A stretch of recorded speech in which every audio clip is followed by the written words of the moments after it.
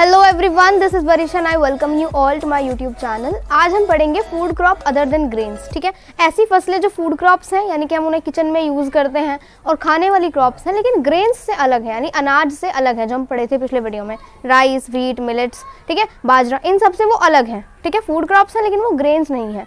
उनके बारे में हम कवर करेंगे इस वीडियो के अंदर। स्टार्ट करते हैं। पहली क्रॉप जो फूड क्रॉप है लेकिन ग्रेन नहीं है, वो है शुगर केन। शुगर केन जिसको हम गन्ना भी बोलते हैं। ठीक है, तो इसके बारे में पढ़ते हैं। ट्रॉपिकल एज वेल एज सब ट्रॉपिकल क्रॉप। ये ट्रॉपिकल क्रॉप भी है और सब ट्रॉपिकल क्रॉप भी है। इनका मतलब क्या होता है, आपने अपनी छोटी क्लासेस में पढ़ा भी होगा कि अर्थ में इक्वेटर होता है, इमेजिनरी लाइन, फिर tropic of cancer, tropic of capricorn, ये सब होता है। ठीक है, तो इक्वेटर के अराउंड का जो एरिया है वो होता है ट्रॉपिकल एरिया, और ट्रॉपिकल एरिया के ऊपर और ट्रॉपिकल एरिया के नीचे का जो रीजन है उसको बोलते हैं सब tropical region.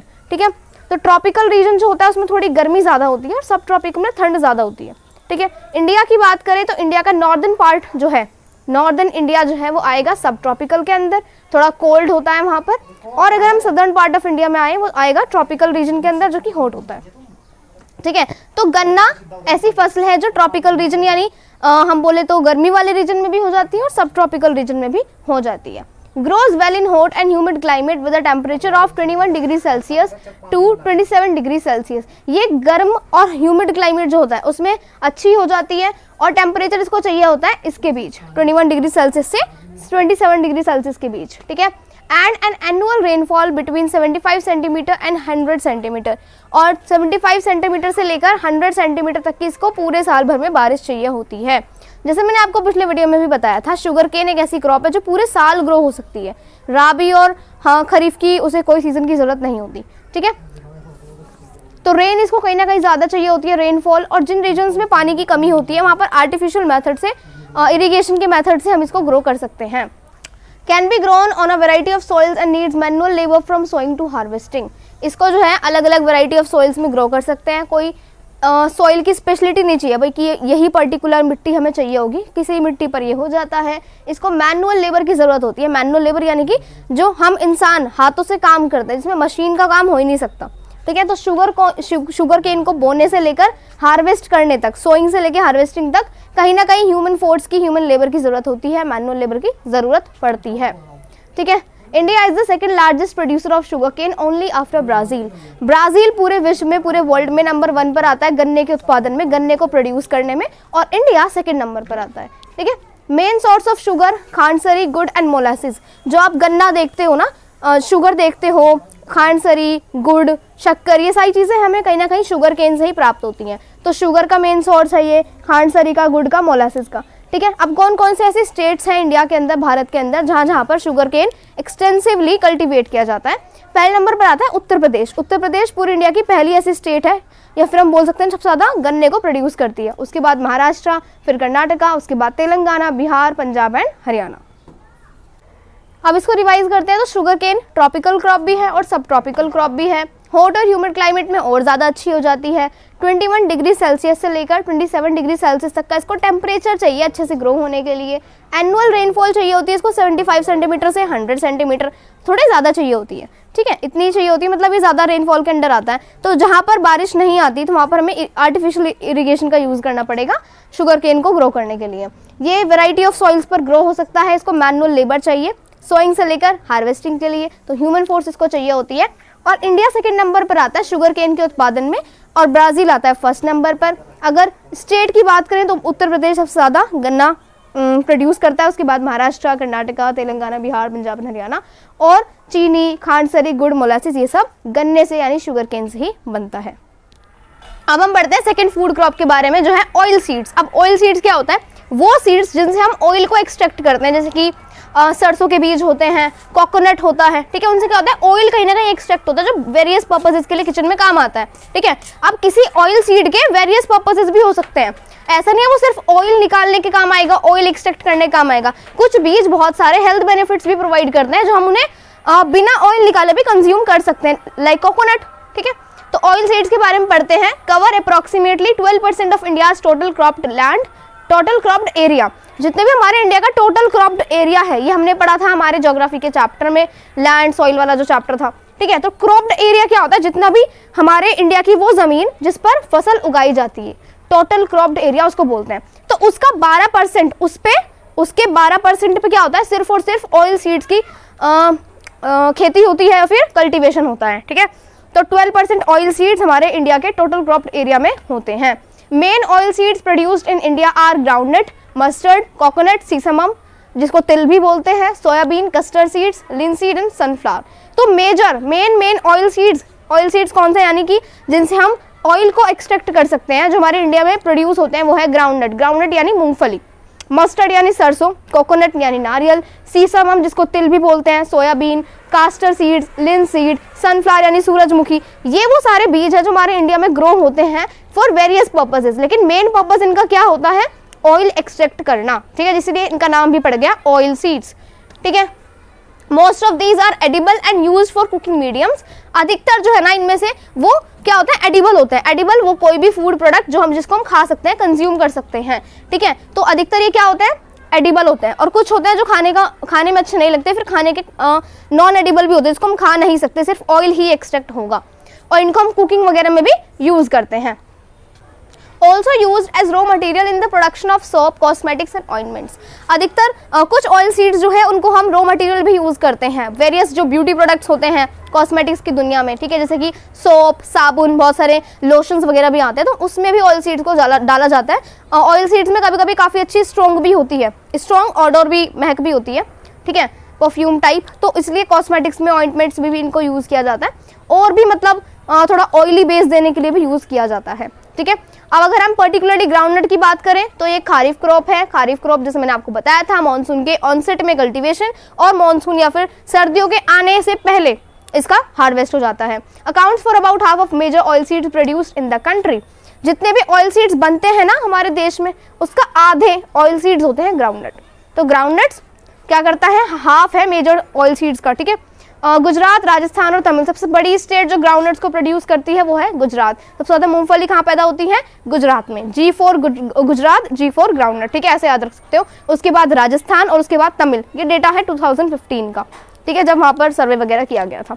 Linseed and mustard are rabi crops. Mustard और लिनसीड्स ये हैं राबी क्रॉप्स। राबी क्रॉप्स यानी कि विंटर की ऑनसेट में इनको कल्टीवेट किया जाएगा और विंटर के एंड में इसको हार्वेस्ट कर लेंगे, ठीक है। Sesame is a kharif crop in north and rabi crop in southern India. Sesame या फिर जो तिल है वो नॉर्थ इंडिया में तो है खारिफ क्रॉप और साउथ इंडिया में है राबी क्रॉप। डिफरेंस कैसे आया, ट्रॉपिकल और सब ट्रॉपिकल की वजह से, क्योंकि सब ट्रॉपिकल रीजन कौन सा है, northern part of India, and tropical है southern part of India. Castor seeds is grown both as rabi and kharif crop. Castor seeds exception है, या फिर आप बोल सकते हो एमसीक्यूज में ऐसे पूछा जा सकता है कौन सा ऐसा सीड है जो हम राबी सीजन में भी ग्रो कर सकते हैं और खारिफ सीजन में भी, तो उसका आंसर होगा कैस्टर सीड्स।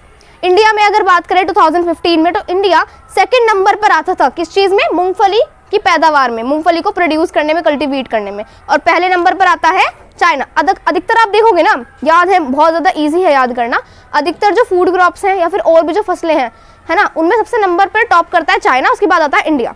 तो काफ़ी ज़्यादा ईजी है ना याद रखना, ठीक है। तो शुगर केन सबसे ज़्यादा कहाँ पर बोया जाता है, ब्राज़ील में, उसके बाद इंडिया में। और अगर हम ऑयल सीड्स की बात करें तो ऑयल सीड्स में अगर हम पर्टिकुलरली ग्राउंडनट पे आए तो 2015 में पहले चाइना फिर इंडिया, ठीक है। अब हम रिवाइज करते हैं ऑयल सीड्स को। तो 12% इंडिया में जितना भी टोटल क्रॉप्ड एरिया है इसका 12% कौन घेरता है, ऑयल सीड्स।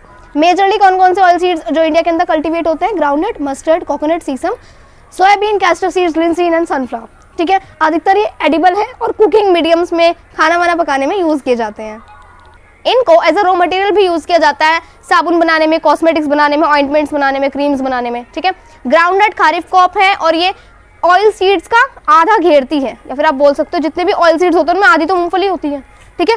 पहले नंबर पर आती है गुजरात ग्राउंडनट को प्रोड्यूस करने में, फिर राजस्थान, फिर तमिलनाडु, ठीक है। लिनसीड, मस्टर्ड ये राबी क्रॉप्स हैं। सीसम खारिफ क्रॉप है नॉर्थ में, राबी क्रॉप है साउथ इंडिया में। कैस्टर सीड्स राबी भी हैं, खारिफ भी हैं, यानी दोनों सीजन में ग्रो हो सकते हैं। और 2015 के डेटा के हिसाब से देखें तो after China India second number पर आता था ग्राउंडनट के प्रोडक्शन में, ग्राउंडनट के उत्पादन में, ठीक है। अब हम पढ़ते हैं थर्ड मेजर क्रॉप के बारे में जो है टी यानी चाय पत्ती, जिसकी हम चाय भी बनाते हैं। यह एक प्लांटेशन क्रॉप है। प्लांटेशन क्रॉप यानी कि जिसको एक ही क्रॉप को हम बहुत ही बड़ी लैंड पर ग्रो करते हैं। इसको हमने एक्सटेंसिवली पढ़ा भी था एक अलग से टॉपिक में, ठीक है। तो टी एक प्लांटेशन क्रॉप है। ये एक बेवरेज क्रॉप है, यानी जिसको हम पीते हैं। इंट्रोड्यूस्ड बाय ब्रिटिशर्स, इसको इनिशियली शुरुआत में इंडिया के अंदर ब्रिटिशर्स ने इंट्रोड्यूस कराया था। लेकिन देखो आज इंडिया जो है वो टी को पूरे वर्ल्ड में डोमिनेट कर रहा है। सबसे ज़्यादा टी पीने वाले लोग कहाँ पर है? इंडिया के अंदर है, ठीक है। Grows well in tropical and सब ट्रॉपिकल क्लाइमेट्स, ये ट्रॉपिकल यानी थोड़ा वार्म क्लाइमेट में भी और सब ट्रॉपिकल क्लाइमेट दोनों में बहुत ही अच्छे तरीके से हो जाती है। Warm and moist free climate चाहिए होता है इसको। वार्म यानी कि थोड़ा गर्म सा, और मॉइस्ट फ्री भी होना चाहिए, यानी कि ज़्यादा हवा में नमी ना हो, ठीक है, वो वाली हवा, ठीक है। T is a labour intensive industry. T एक ऐसी इंडस्ट्री है जो लेबर इंटेंसिव है। उसको मतलब शुरुआत से लेकर उसकी सोइंग से, बुआई से लेकर हार्वेस्ट तक, कटाई तक, सारे में लेबर बहुत ज़्यादा चाहिए होता है। लेबर यानी मैन मेड, मशीन से काम नहीं चलने वाला। एक एक पत्ती तोड़नी होती है उसकी, तो बहुत ज़्यादा लेबर चाहिए होता है, और वो ऐसा काम है जो मशीन्स कर ही नहीं सकती। तो ये लेबर इंटेंसिव इंडस्ट्री, यहाँ पर लेबर फोर्स बहुत ज़्यादा चाहिए, ठीक है। Requires abundant, cheap and skilled labour. Abundant यानी भारी मात्रा में, चीप यानी सस्ता, और स्किल्ड काफ़ी ज़्यादा कौशल, जिसको काफ़ी ज़्यादा स्किल्स आती हूँ, ऐसा लेबर यहाँ पर चाहिए। काहे के लिए? टी को प्लक करने के लिए, टी को कल्टीवेट करने के लिए, ठीक है। Processed within the tea garden to restore its freshness. Tea का जो टी गार्डन होता है उसमें इसको प्रोसेस कर लिया जाता है, यानी तोड़ा, और वहीं पर इसको फिर बना लिया जाता है इसमें, मतलब तोड़ वगैरह कर, ताकि इसको जो फ्रेशनेस है, फिर जो इसकी हम बोल सकते हैं अरोमा है, वो बनी रहे, मेंटेन रहे। अब कौन कौन से एरियाज हैं जहाँ पर टी को अच्छे से कल्टीवेट किया जाता है? वो है Assam, hills of Darjeeling and Jalpaiguri districts, west Bengal, Tamil Nadu and Kerala. ये ऐसे स्टेट्स हैं, ऐसे एरियाज हैं जिन्होंने टी को कल्टीवेशन में डोमिनेट किया हुआ है। यहाँ पे बहुत ज़्यादा टी को कल्टीवेट किया जाता है। इन 2015 India was the second largest producer of T after China. 2015 का डेटा हमारी इस बुक में गिवन है, आपने देखा होगा हर क्रॉप में आपको 2015 का डेटा मिल रहा है। तो उसी डेटा के हिसाब से इंडिया सेकेंड लार्जेस्ट प्रोड्यूसर था टी का, चाइना के बाद। पहले नंबर पर चाइना था 2015 में टी के प्रोडक्शन में, और उसके बाद सेकेंड नंबर पर आता था इंडिया, ठीक है। तो यहाँ पर हमने थर्ड फूड क्रॉप के बारे में भी पढ़ लिया, जो है टी यानी चाय पत्ती, जिसकी हम चाय बनाते हैं। इसको रिवाइज करते हैं। ये एक प्लांटेशन क्रॉप है, ये बेवरेज क्रॉप है, जिसको हम पीने में इस्तेमाल करते हैं। इनिशियली शुरुआत में इसको ब्रिटिशर्स ने इंट्रोड्यूस कराया था इंडिया के अंदर, लेकिन आज इंडियंस इसको डोमिनेट करते हैं, ठीक है। ट्रॉपिकल, सब tropical climate, warm, most free वाला क्लाइमेट चाहिए इसको। लेबर इंटेंसिव है, अबंडेंट, चीप, स्किल्ड लेबर चाहिए, और इसको टी गार्डन में भी बना लिया जाता है, प्रोसेस कर लिया जाता है, ताकि इसकी फ्रेशनेस, अरोमा को मेंटेन रखा जा सके। और ये कुछ स्टेट्स हैं जहाँ पर इसको बनाया जाता है, कल्टीवेट किया जाता है। और 2015 में इंडिया जो है वो सेकंड नंबर पर आता था चाइना के बाद टी को कल्टीवेट करने में। फोर्थ फूड क्रॉप हमारे पास है कॉफ़ी। ये भी एक बेवरेज क्रॉप है, ठीक है। Indian coffee is non in the world for its good quality. Indian coffee जो है वो पूरे वर्ल्ड में मशहूर है, बोल सकते हो पॉपुलर है, काहे के लिए? उसकी क्वालिटी के लिए, ठीक है। The Arabic variety initially broad from Yemen is produced in the country. हमारे इंडिया के अंदर कॉफ़ी की अरेबिक वैरायटी की खेती होती है। अरेबिक जो वैरायटी है, जो कभी शुरुआत में यमन से लाई गई थी, जब भी इंडिया में कभी कॉफ़ी आई होगी शुरुआत में, और फिर जब से ही कॉफ़ी जो हमारे इंडिया में कल्टीवेट होती है वो अरेबिक वैरायटी वाली कल्टीवेट होती है, जो कभी यमन से आई थी। This variety is in great demand all over the world. पूरे वर्ल्ड में इसकी बहुत ज़्यादा डिमांड है, इस वैरायटी की, अरेबिक वैरायटी की, ठीक है। Initially its cultivation was introduced on the Baba Budan hills. शुरुआत में जो है इसकी कल्टीवेशन, खेती हुआ करती थी कॉफ़ी की बाबा बूडन हिल्स में, ठीक है। लेकिन आज भी जो है ना, ये ज़्यादा दूर तक नहीं फैली है, या फिर ज़्यादा हमारे इंडिया में कॉफ़ी कल्टीवेट नहीं होती है।